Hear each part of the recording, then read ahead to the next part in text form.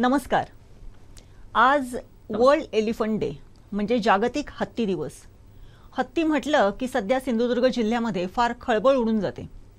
मग हत्ती जर एखाद्या वस्तीत आले, पर्टिक्युलरली दोडामार्ग सारख्या भागामध्ये, हिवाळे, बाबरवाडी, जिथे हत्तींचा सातत्याने वावर असतो, तिथल्या ग्रामस्थांचं जर म्हणणं जर आपण ऐकलं तर त्यांचं म्हणणं असंच असते की हत्तींचा नको बाबा, कंटाळा आलेला आहे. कारण एका वेळेस येतात, संपूर्ण पिकांची नासधूस करून जातात, माड पोफळ सगळंच ते जमीनदोस्त करतात आणि त्यांना पिटाळून लावण्यासाठी मग ढोल वाजवले जातात, फटाके वाजवले जातात, अनेक उपाय केले जातात.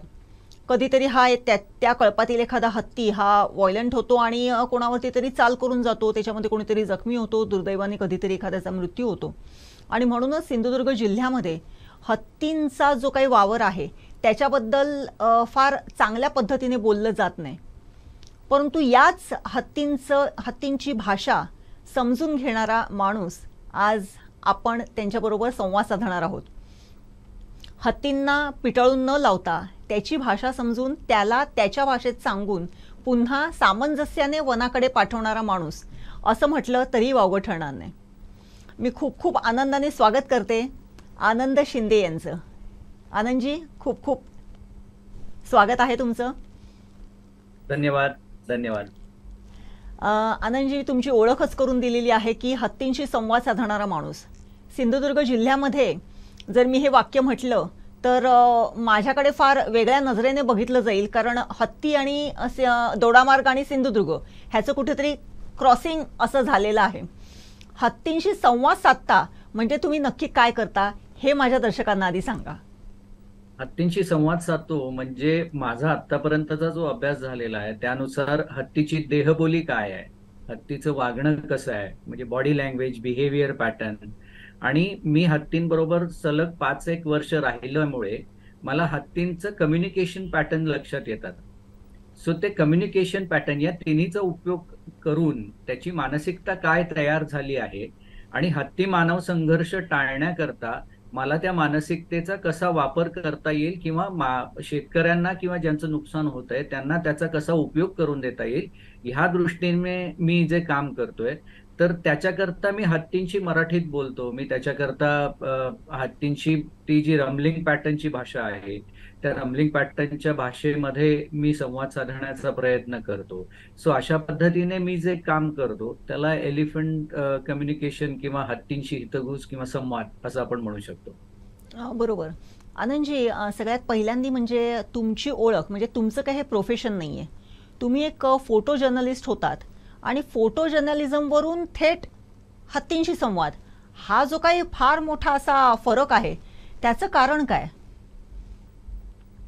माझी केरळला जी ट्रान्सफर झाली होती, मी जिथे ज्या न्यूजपेपरमध्ये काम करत होतो त्यांनी केरळला ट्रान्सफर केली होती आणि त्या ट्रान्सफरमध्ये तिकडे गेल्यावर भरपूर वेळ मिळायला लागला आणि त्या वेळेचा आपण सदुपयोग काहीतरी करून घ्यावा म्हणून मी हत्तींवरती फोटो स्टोरी चालू केली. रोज ते फोटो काढायचे, ते बघायचे, त्याच्यात वेगळेपण काय जाणवतंय हे हळूहळू मग लक्षात यायला लागलं. मग ते वेगळेपणाचं कारण काय आहे ह्याच्याकरता मध्ये मध्ये व्हिडिओ काढायला लागलो आणि ते व्हिडिओ काढताना पहिल्यांदा मला देहबोली समजली. रागावल्यावर असा असतो, आनंदी असल्यावर असा असतो, रागावल्यावर अशा पद्धतीने तो पुढे पाऊल टाकतो किंवा मागे जातो. सो हे जेव्हा कळायला लागलं त्यावेळी तो समजून घेणं मला हळूहळू सोपं वाटायला लागलं आणि जसं ते सोपं वाटायला लागलं तसं पहिल्यांदा लहान हत्तींबरोबर म्हणजे हत्तींच्या पिल्लांबरोबर आमचं काम चालू झालं आणि नंतरच्या टप्प्यामध्ये मोठ्या हत्तींबरोबर काम चालू झालं. सो अशा पद्धतीने त्या कामाची सुरुवात झाली. बरोबर. म्हणजे फोटो जर्नलिस्ट असताना तुम्ही जेव्हा केरळला गेला त्यावेळेस हे सुरू झालं, परंतु हत्ती हा प्रचंड महाकाय असा प्राणी. आपण जनरली जरी म्हणजे देवळामध्ये जरी हत्ती असला तरी आपण फार त्याच्या जवळ जायला धजत नाही. मग ही जी काही तफावत होती, म्हणजे एक हत्तीशी संपर्क किंवा त्याच्याशी संवाद साधण्यासाठी, त्याच्याशी जवळीक साधण्यासाठी त्याच्या जवळ जाणं, त्याला त्याच्या अंगावरून हात फिरवणं, त्याच्या सोंडेवरून हात फिरवणं, हा जो काही प्रकार होता. कारण आपण कुत्रा एक फार तर घरात प्राणी असतो, त्याला आपण आणि मांजर या व्यतिरिक्त पुढे आपण जाऊ शकत नाही.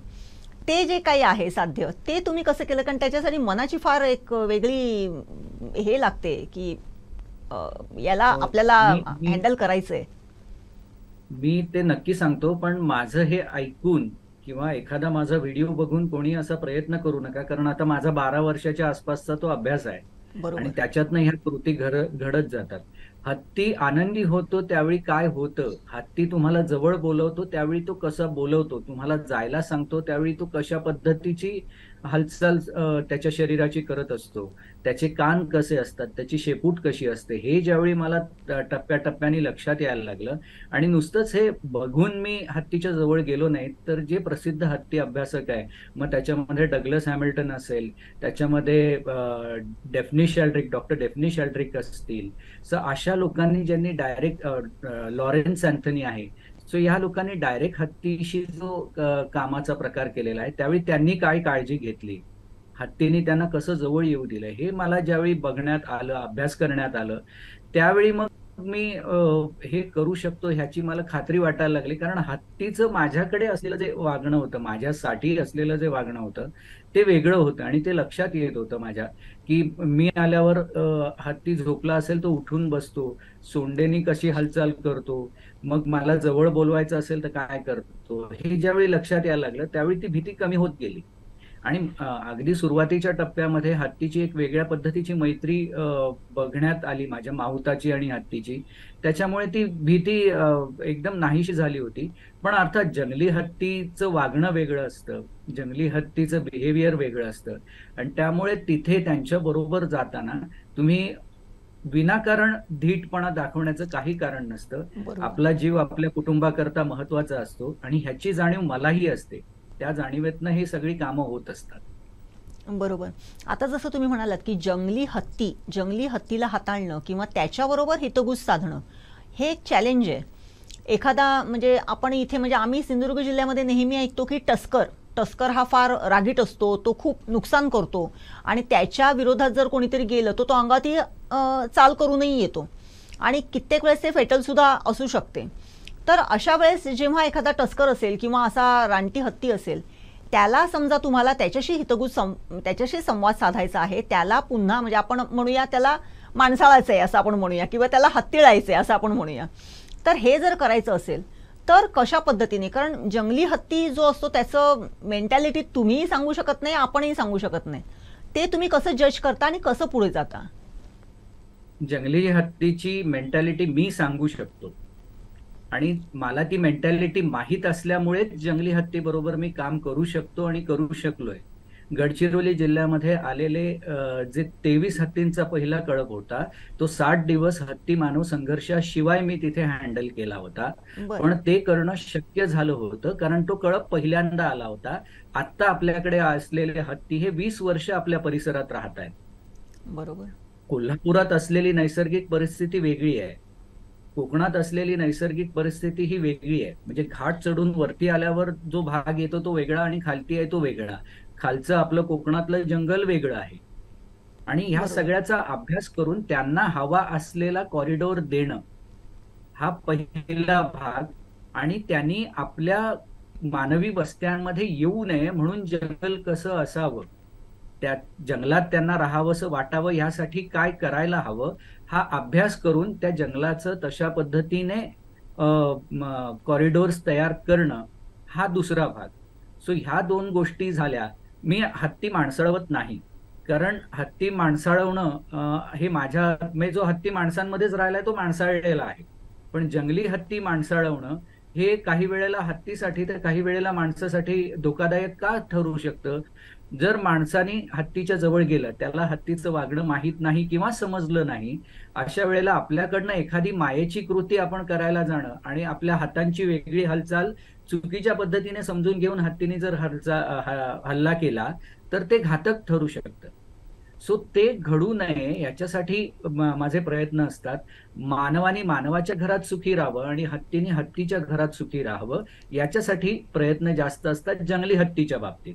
बरोबर. जेव्हा तो हत्ती माणसाळवलेला असतो, तो झू मध्ये असतो, तो राजराजवाड्यांमध्ये असतो, त्यावेळी किंवा मंदिरांमध्ये असतो, देवळांमध्ये असतो, त्यावेळी त्याला त्या माणसांची सवय झालेली असते आणि तो कुठल्याही पद्धतीच्या हालचालीच्या पद्धतीने घेत नाही किंवा मिसअंडरस्टँड करत नाही.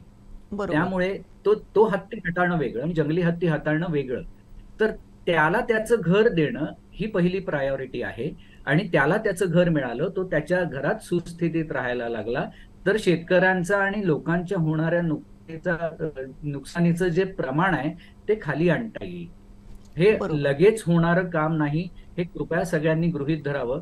निसर्ग निसर्गाच्या स्पीडनी वाढावा. बरं, ह्याच्याकरता जी चायनीज जंगलाची पद्धत आहे की कमी जागेत जास्त झाडं लावून दाट जंगल तयार करावं, ही पद्धत आपल्याला वापरता येणार नाही. आपली हं. जंगलं त्यांचं स्वतःचं अस्तित्व आहे, ते अस्तित्व तसंच ठेवून आपल्याला हे काम करावं लागणार आहे. बरोबर, बरोबर. नक्कीच. आता जंगलांचं अस्तित्व म्हणजे जसं आहे, आपल्या जंगलांचं एक वैशिष्ट्य आहे आणि त्या पद्धतीनेच ते ठेवून आपल्याला काम करायला पाहिजे. आता तुम्ही बोललात, की शेतकऱ्यांचं जास्तीत जास्त नुकसान टाळण्यासाठी आपण हत्तींना त्यांच्या पद्धतीने हाताळायला पाहिजे. परंतु त्या अगोदर तुम्ही असंही बोललात, की हत्ती हे शेतकऱ्यांना उपयुक्त देखील असतात. पण ते उपयुक्तता ही हो. कशा पद्धतीने? कारण आपण हत्ती म्हणजे आज कोकणामध्ये हत्ती म्हटलं की उपद्रव हा शब्द आहे. उपयुक्तता हा शब्द कोणीच घेणार नाहीत. ही उपयुक्तता म्हणजे नक्की काय आहे? आता उपयुक्तता म्हणजे हत्ती ज्या वाटेतनं फिरतो, त्या वाटेत नैसर्गिक पद्धतीने वाढणाऱ्या गोष्टी आपल्याला मोठ्या प्रमाणात जाणवतात. हत्तीला निसर्गाचा आर्किटेक्ट आणि इंजिनियर म्हणलेलं आहे. जर आपण, मला त्या चित्रपटाबद्दल काही म्हणायचं नाही, पण ही सत्यता आहे की मोगलीचा जो चित्रपट आला होता हो. आणि त्याच्यामध्ये आपण बघितलं की हत्तीला जंगलातले प्रत्येक प्राणी रिस्पेक्ट करतात. इव्हन तो बगीरा मोगलीला सांगतो की तू हो. खाली वाकून त्यांना नमस्कार कर किंवा त्यांना आदर दाखव. सो ही गोष्ट जर तुम्ही निसर्गात खऱ्या अर्थाने फिरलात तर तुम्हाला लक्षात येते की विनाकारण हत्तीच्या मागे कोणीही जात नाही. सगळे प्राणी त्याला आदर करतात. हत्तीच्या एका वेळच्या शेणावरती 7 ते 17,000 किडे जगतात, जे निसर्गाकरता महत्वाचे असतात. हत्तीच्या एका वेळी जे नदीवर किंवा इथे जातो पाण्यावर, चिखलात जे पाऊल उमटतं आणि हत्ती पाण्यात बसल्यावर पाणी बाहेर येऊन त्या पावलात साठतं, तर ते पाणी त्या फार कमी वेळात ते fast food centre, fast food म्हणजे फास्ट, अगदी जलद गतीने तयार होणारं फूड सेंटर, मी फास्ट फूड सेंटर अशा अर्थाने म्हणतोय ते, की जलद गतीने तयार होणारी अन्नसाखळी तिथे असते. म्हणजे त्या पाण्याबरोबर येणारे किडे असतात, ते किडे खायला बेडूक येतो, बेडकाला खायला साप येतो, सापाला खायला गरुड येतो. त्याच्याबरोबरच मधमाशा, फुलपाखरं हे कुठे पाणी पितात? तर हे या अशा हत्तीच्या पावलात साठलेल्या पाण्यातच पाणी पितात.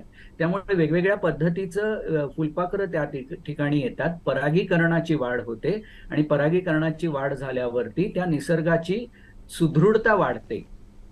आणि जर आजूबाजूचा निसर्ग जास्त सुदृढ होत असेल आणि त्यात मानवाचा हस्तक्षेप नसेल, तर हत्ती जंगलात राहू शकतो.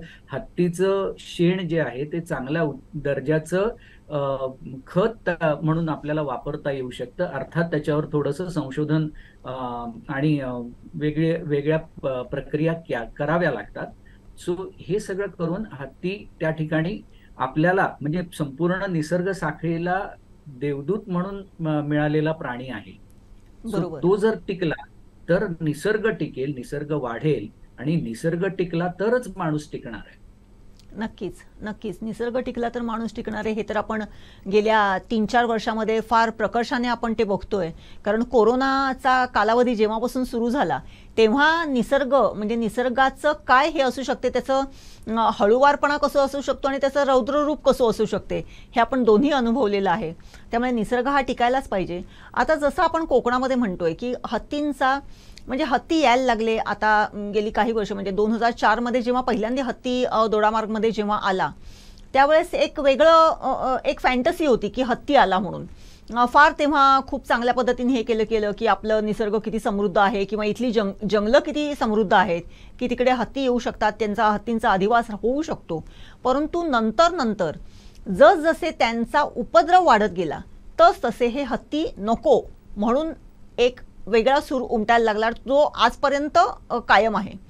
त्याच्यासाठी अनेक उपाय सुद्धा केले गेले, खंदक खोदले गेले, मिरचीचे पुडीचे पाकिटं दिली गेली, सोलर करंट देणारे कुंपणं तयार केली गेली. परंतु एवढं सगळं होऊनही हत्ती येणं काही थांबलेलं नाहीये. मग नक्की हा जो काही हत्तीचा ट्रेंड आहे, म्हणजे हत्ती अत्यंत हुशार बुद्धिमान प्राणी म्हणून म्हटलं जाते, तुम्ही काय सांगाल ह्या बाबतीत की नक्की काय चुकतंय की जे पुन्हा पुन्हा मानवी वस्तीमध्ये येत आहेत? आता मानवी वस्ती आपण म्हणतोय, हत्तीला जेनेटिक मेमरी असते. जेनेटिक मेमरीमध्ये समजा आता मी गडचिरोलीचं तुम्हाला उदाहरण देतो. गडचिरोलीमध्ये 350 वर्षानंतर हत्ती आले. हत्ती तिथे आले 350 वर्षानंतर. ऍव्हरेज हत्तीचं वय 70 पकडलं तर 5 पिढ्यांनंतर हत्ती आले. हत्ती एकदा एका परिसरात येऊन गेला की तो रूटमॅप त्याच्या ब्रेनमध्ये प्रिंट होतो. तो रूटमॅप त्याच्या ब्रेनमध्ये प्रिंट झाला की त्याच्यानंतर तो त्याच्या पुढच्या 5 पिढ्या आल्या नाहीत तरी 6व्या पिढीला तिथे कसं कसं यायचं हा रूटमॅप ऑलरेडी मिळालेला असतो. आपण जर नीट अभ्यास केला तर राजापूरला आपल्याकडे हत्तीचं कातळ शिल्प आहे. आपण जर नीट अभ्यास केला तर महाभारतात अपरांत नावाचा भाग आहे, ज्या भागात हत्ती आले आले होते असा रेफरन्स सापडतो. आणि आले होते म्हणजे हत्ती होते असा रेफरन्स सापडतो. आणि ते हत्ती लाल रंगाचे होते. लाल रंगाचे का होते तर माझ्या या तुम्ही मागे जो फोटो लावलाय तुमच्या मागे त्याच्यातही बघितलं तर तुम्हाला दिसेल की हत्तीच्या अंगावरती माती आहे. हत्ती सतत आपल्या अंगावर माती उडवून घेतो. आपली माती लाल आहे आणि ती त्याने उडवून घेतल्यामुळे ते लालसर हत्ती दिसले बघणाऱ्या अभ्यासकाला. तर याचा अर्थ हत्ती आपल्याकडे होता, तो तिकडनं कर्नाटकात गेला आणि कालांतराने जेव्हा तिकडचा अधिवास त्याचा धोक्यात आला त्यावेळी परत आपल्या ठिकाणी यावं म्हणून हत्तींचा कळप आपला इथे आला. आता तुम्हीच उदाहरणं दिली की खंदक खोदले गेले, इलेक्ट्रिफाईंग फेन्सिंग केलं गेलं, मिरची पूड टाकली गेली. हा आपण जर आपली टॉपोग्राफी बघितली कोकणातली तर ती फार कठीण आहे. जंगलात तुम्ही चालत असताना मध्ये तुम्हाला एखादं शेतही लागतं. त्या शेतातनं, आणि माझ्याकडे या गोष्टीचे व्हिडिओ आहेत. 2014 पासून मी कोकणामध्ये येतोय आणि काम करतोय. तू थोडं पुढे गेलात तर पुन्हा तुम्ही जंगलात जाता, तिथे एखाद्याच्या मालकीचं घरही असतं. यात चूक काही नाहीये, पण हीच गोष्ट ती 350 वर्षापूर्वी किंवा 100 वर्षापूर्वी नसेलही कदाचित.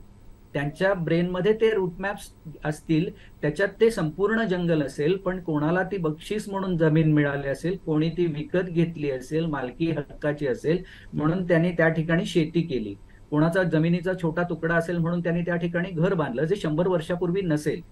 आणि त्या परिसरातनं हत्ती ज्यावेळी जात होता त्यावेळी तो कन्फ्यूज होत होता की नाही, हे आधी नव्हतं, हे आत्ता आहे. कोणी आपल्या वाटेत खड्डा खणून ठेवला आपण पुढे जाऊ नये म्हणून, तर ते आपल्याला आवडेल का?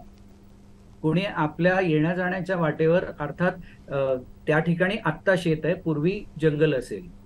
हे मी उदाहरणादाखल म्हणतोय. मी ही जमीन हा असा भेदभाव करत नाही, एक जनरल उदाहरण आहे की तिथे पूर्वी समजा शेत.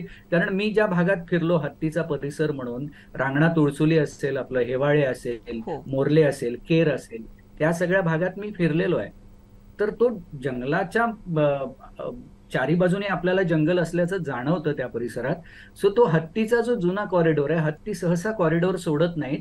मग त्यांना कॉरिडॉर चांगल्या पद्धतीचा करून देणं किंवा आहे त्या कॉरिडॉरमध्ये काय आपल्याला बदल करता येतील ह्याचा विचार करणं जास्त गरजेचं आहे. अर्थात तिथे फिरून जास्तीत जास्त त्याचा अभ्यास करावा लागेल आणि मग मी जास्त ठोसपणे ह्याचं उत्तर देईन. मी फिरलोय, पण प्रत्येक वेळी ती परिस्थिती मला वेगवेगळ्या पद्धतीने समोर आलेली आहे. त्यामुळे आत्ता ज्यावेळी एका हत्तीला पायाला लागलं होतं त्यावेळी आम्ही जाऊन ती जखम सुद्धा बघून आलेलो आहे. आणि वन खात्याने, म्हणजे वन खात्याचे मी आभारी आहे की ते आम्हाला या पद्धतीचं काम करू देतात आणि आमच्या कामावर विश्वास ठेवतात. आमच्याबरोबर त्यातले अधिकारीही जंगलात येत असतात. सो त्यांचा कॉरिडॉर, त्यांना जाण्याचा रस्ता देणं आणि त्यांचं खाणं जंगलात जास्तीत जास्त उपलब्ध करून देणं हे कसं शक्य होईल आणि त्यांनी जंगलात राहावं म्हणून काय काय प्रयत्न करावे लागतील हे तिथे राहून मला बघायला लागेल. आणि ते बघितल्यावर मी नक्की ह्याच्यावर चांगल्या पद्धतीने भाष्य करेन. शक्यतो आपण त्यांचे रस्ते अडवू नयेत. आपल्या शेतात येतात, आपलं नुकसान होतं हे मला नक्की माहिती आहे. आणि आपण आपलं जगणं आर्थिक गोष्टींशी प्रचंड निगडीत आहे, त्यांचं जगणं आर्थिक गोष्टींशी निगडीत नाही. खा, फिरा आणि त्या संपूर्ण जंगलात म्हणजे खा, प्या आणि झोपा अशा पद्धतीचं साधं जगणं त्यांचं आहे. आपल्याला कष्ट करावे लागतात कारण आपल्याला उत्पन्न घ्यावं लागतं, कारण आपल्याकडे करन्सी आहे. आणि जर माणसाचं नुकसान झालं नाही तर लोक म्हणतील का हत्तीला नेऊन द्या, घेऊन जा, किंवा त्याला नको येतो या ठिकाणी. माणसाचं नुकसान होऊ नये म्हणून ज्या काही उपाययोजना अभ्यास करून आम्हाला करता येतील त्याच्यासाठी आम्ही नक्कीच या परिसरात प्रयत्नशील आहोत. आणि इतका 2003 पासून हत्ती येतोय जातोय किंवा इथे राहायला लागलाय. आता त्याचे टप्पे मी मगाशी सांगत होतो की पहिल्या टप्प्यात ज्यावेळी हत्ती आला लोकांनी पूजा केली, नंतर हत्ती थांबला, लोकांना थोडंसं मनात काचकूच झालं आणि लोकांनी भजन करायला सुरुवात केली. टाळाचा आवाजाला हत्ती मागे गेला. नंतर हत्तीला कळलं की फक्त टाळाचा आवाज येतोय. मग हत्ती थांबायला लागला. मग लोकांनी सत्यनारायण घातला, मोठा कर्णा लावला. त्या कर्ण्याचा आवाज जास्त आला, हत्ती निघून गेला. नंतर कळलं फक्त कर्ण्याचा आवाज येतोय. मग हत्ती शेतात आला का म्हणून बघायला लोकांनी टॉर्च मारला. सुरुवातीला टॉर्च लागल्यावर हत्ती पळून जायचं, नंतर तो टॉर्चवर हल्ला करायला लागला. मग मशाली आल्या, मग फटाके आले, मग इलेक्ट्रिफाईंग फेन्सिंग आलं, आणि मग एक दुसऱ्याबद्दलचा राग वाढत गेला.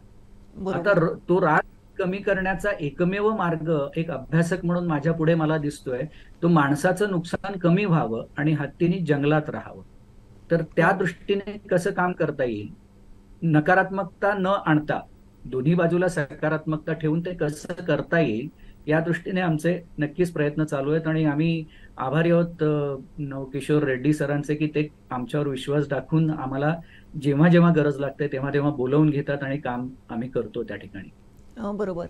एकच हे की तुमची ट्रंकॉल नावाची संस्था आहे की जी या संदर्भामध्ये खूप चांगलं काम करते. त्या संस्थेचं उद्दिष्ट, कार्य कसं काय चाललेलं आहे आणि तुम्ही त्याचा एक part and parcel of the संस्था, तुमचं त्याच्यातला रोल काय आहे? मी या संस्थेचा, ट्रंकॉल द वाईल्ड लाईफ फाउंडेशनचा संस्थापकही आहे, अध्यक्षही आहे. आणि या संपूर्ण कामामध्ये आमचं सुरुवात पिल्लांपासून झाली हत्तीच्या.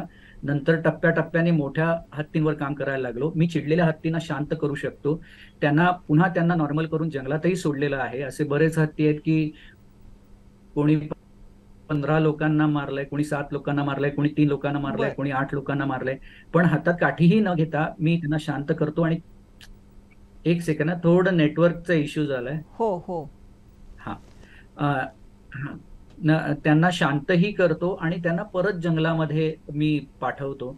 त्यांनी त्यांच्या अधिवासात राहावं म्हणून प्रयत्न करतो, कारण शहरामध्ये त्यांचा उपयोग नाही. निसर्ग वाढण्याकरता त्यांचा उपयोग जंगलामध्ये जास्त आहे. त्यांना आता तर सरकारने नियम पण केलाय, कोर्टाने आदेश दिलेत की त्यांना झू मध्ये न ठेवता जंगलांमध्ये ठेवावं. तर त्यांनी तिथे राहावं याच्यासाठी प्रयत्न आहेत. जंगल आणि एलिफंट सेंटर्स मध्ये ठेवावं, आणि त्या दृष्टीने आमचे प्रयत्न त्यांनी जंगलात राहावेत म्हणून चालू आहेत.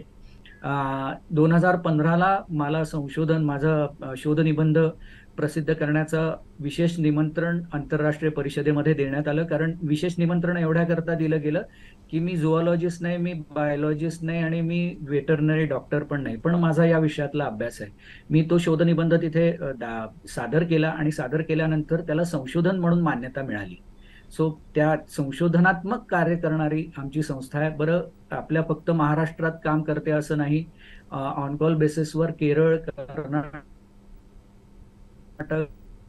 तमिळनाडू, आंध्र म्हणजे आता सीमांध्र, त्याच्यानंतर महाराष्ट्र, मध्य प्रदेश, राजस्थान, आसाम, ओरिसा आणि गोवा, अशा 10 वेगवेगळ्या राज्यांमध्ये जेव्हा जेव्हा गरज लागलेली आहे तेव्हा तेव्हा संस्थेने काम केलेलं आहे. आणि नुसतं हेच काम नाही, तर जे फ्लड्स येतात, आपले महापूर येतात, त्या महापुरामध्ये आतापर्यंत आम्ही कोल्हापुरात सांगली आणि कोल्हापूरचा जो पूर आला होता त्यात मदत केली आहे, केरळला मदत केली आहे, गेल्या वेळी आसामला मदत केली आहे.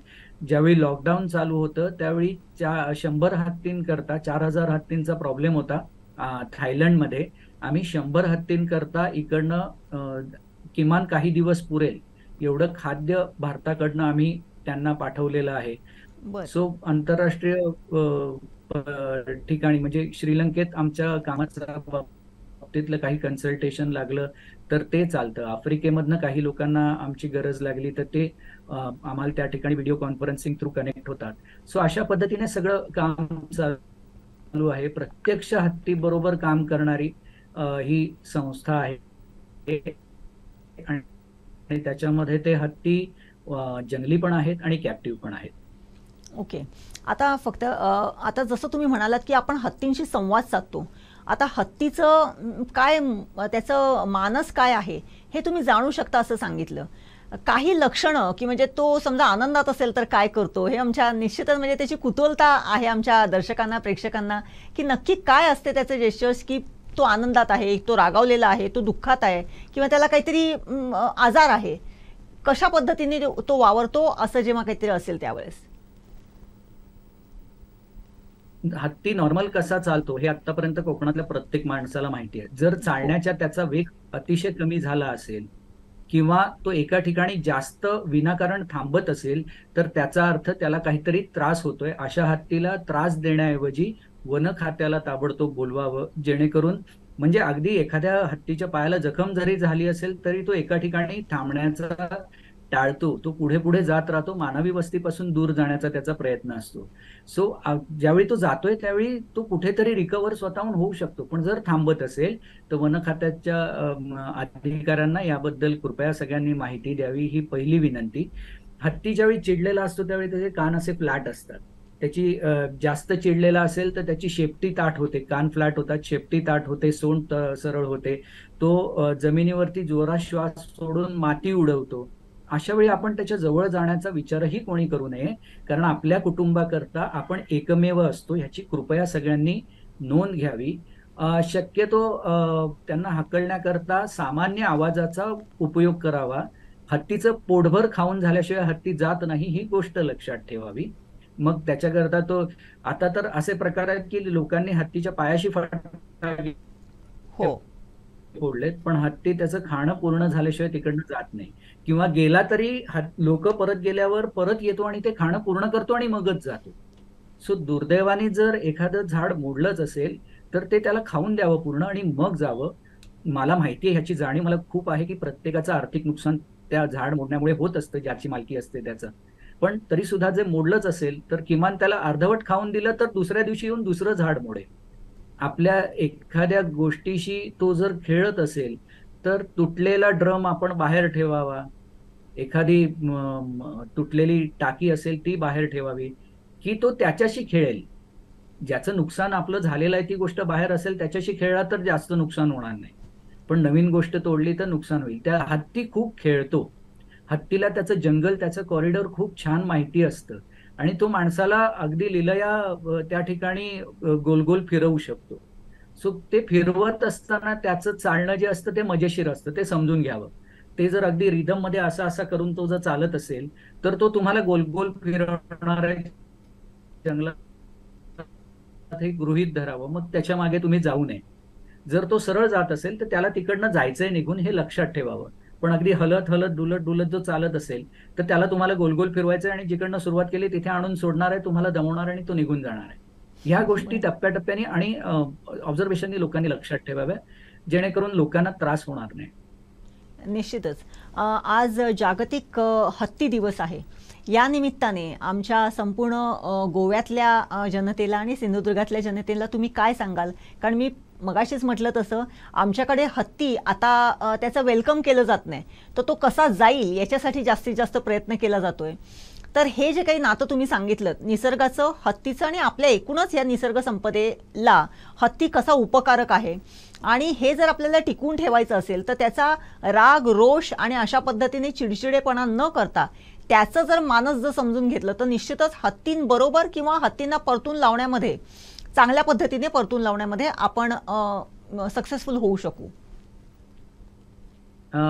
एक पहिली विनंती आहे की मला ह्याची पूर्ण जाणीव आहे की हत्ती आल्याने लोकांचं जर शेतात किंवा त्यांचे माडबेड तोडले तर त्यांचं आर्थिक नुकसान होतं, ह्याची मला पूर्ण जाणीव आहे.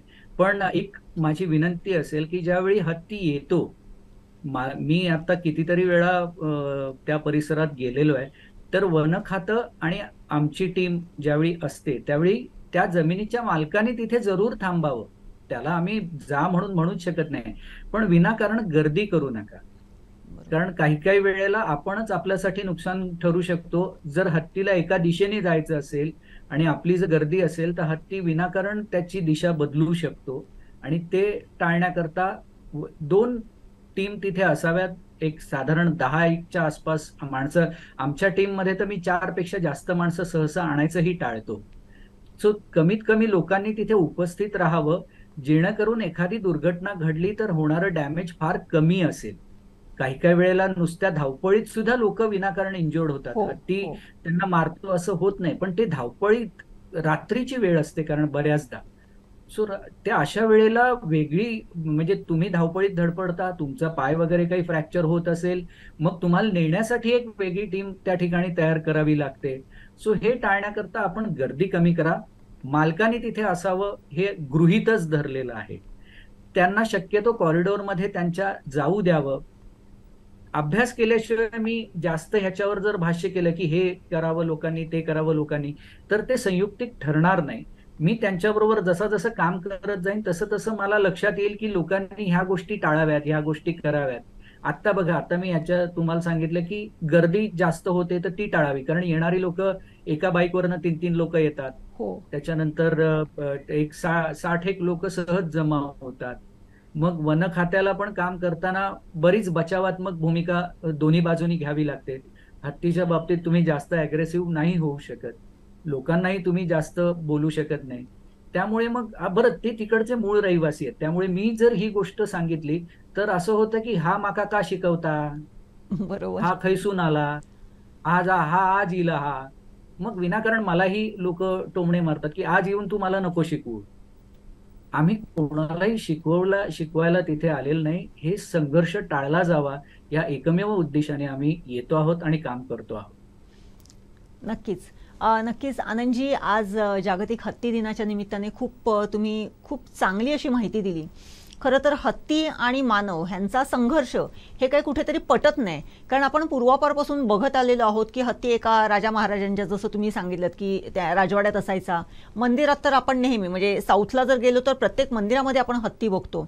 आणि आपण लहानपणी सर्कशीत तर हत्ती बघतच आलेलो आहोत. आत्ता फक्त आपल्याला तो म्हणजे आता दिसत नाही. परंतु हे जे काय आहे, म्हणजे हत्ती आपण बघत आलोय, परंतु हत्तीच्या जवळ जाणं, हत्तीचा माहूत इथपर्यंत ठीक होतं, परंतु थेट हत्तीशी संवाद साधणं हा जो काही विषय आहे तो तुम्ही प्राप्त करून घेतलेला आहे इतक्या वर्षांच्या अभ्यासाने. निश्चितच आपल्या संपूर्ण, म्हणजे आता अनेक राज्यांची तुम्ही उदाहरणं घेतलेली आहेत, त्या राज्यांना तुम्ही मदत केलेली आहे. असे जंगली हत्ती किंवा रानटी हत्ती ना पुन्हा त्यांच्या जंगलामध्ये पाठवण्यासाठी आमच्या सिंधुदुर्ग आणि गोव्यातल्या अशा पद्धतीचं जर भविष्यामध्ये जर काहीतरी प्रसंग जर ओढवला तर निश्चितच तुम्ही आमच्या हाकेला साथ द्याल, ह्याची आम्हाला खात्री आहेच. परंतु मी तर तुम्हाला असं आवाहन करेन ह्या अनुषंगाने की अशी गोव्यातल्या आणि सिंधुदुर्गातल्या काही सिलेक्टेड अशी तरुणांची एखादी जर टीम तुम्ही बनवलीत की त्यांना जर थोडंसं माहिती झालं तर निश्चितच, कारण तुम्ही एकटा आनंद शिंदे प्रत्येक राज्यामध्ये पर्सनली जाऊ शकत नाही, तर ते जर झालं तर निश्चितच ह्याचा उपयोग आमच्यासारख्या, म्हणजे सिंधुदुर्ग सारख्या छोट्या जिल्ह्याला निश्चितच होऊ शकतो. आणि हा जो काही हत्ती आणि मानव हा जो काही संघर्ष आहे तो कुठेतरी टळून पुन्हा एकदा ते राजवैभव हत्तींना हत्तींचे मिळेल आणि ह्या शेतकरी लोकांना त्यांच्या शेतातून मिळेल, अशी आपण आशा करूया. तुम्ही आज आमच्याबरोबर कनेक्ट झालात आणि आम्हाला खूप सुंदर अशी माहिती दिलीत आणि हत्तींशी संवाद साधणं म्हणजे काय आहे हे सांगितलं. त्याबद्दल संपूर्ण कोकणसाद लाईव्हच्या परिवारातर्फे मी तुमचे खूप खूप आभार मानते आणि तुमचं हे कार्य असंच अव्याहतपणे सुरू राहो अशी मी प्रार्थना करते. धन्यवाद. धन्यवाद.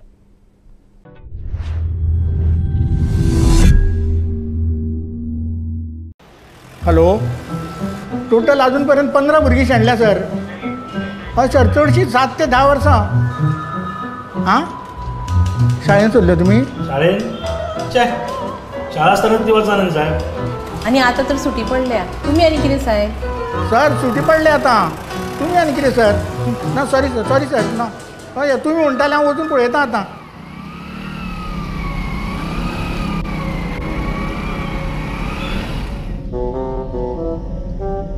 वाव, कितली बरी शाळा.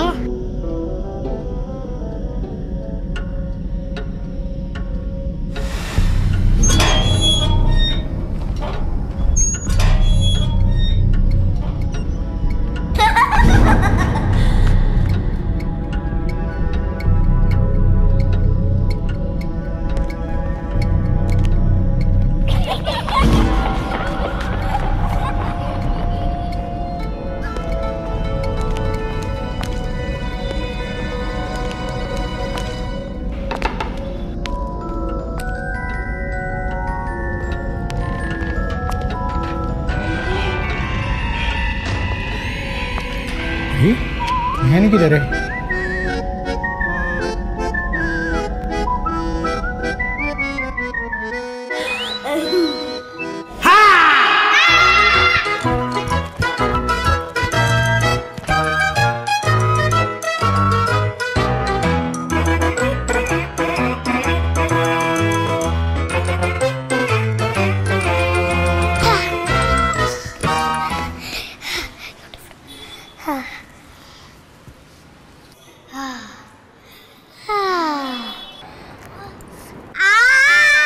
चोरानो म्हजेकडे खेळटा गोवा पोलिसाकडे.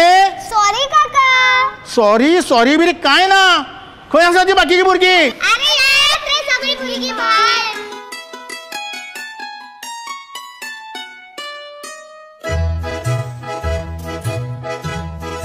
चला या आता घरा. घरा आम्ही येना घरा. आम्ही शाळेनूच रावतली. घरा आमकां सामको वाजता. अरे भुरगी पयलीं शाळेन वचपाक रडटाली, आता घरा वचपाक रडटा. हो कसलो रे चमत्कार. चमत्कार न्ही, हो आमचो गोंय सरकार. अरे गांवांत गांवांत जर अश्यो सुंदर शाळा जाल्यो जाल्यार भुरग्याच्या शिक्षणा बद्दल भिवपाची गरज ना. भिवपाची तूं, आता आमकां घरा वचपाची गरज ना. नव्या तमाचे सेरतुतराचे हें आमचें सरकार.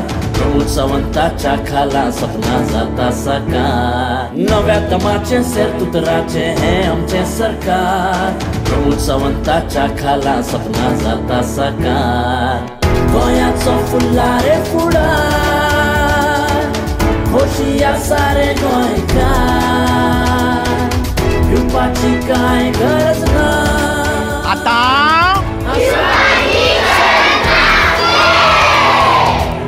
दरेक गोंयकाराचो आधार डॉक्टर प्रमोद सावंताचें गोंय सरकार.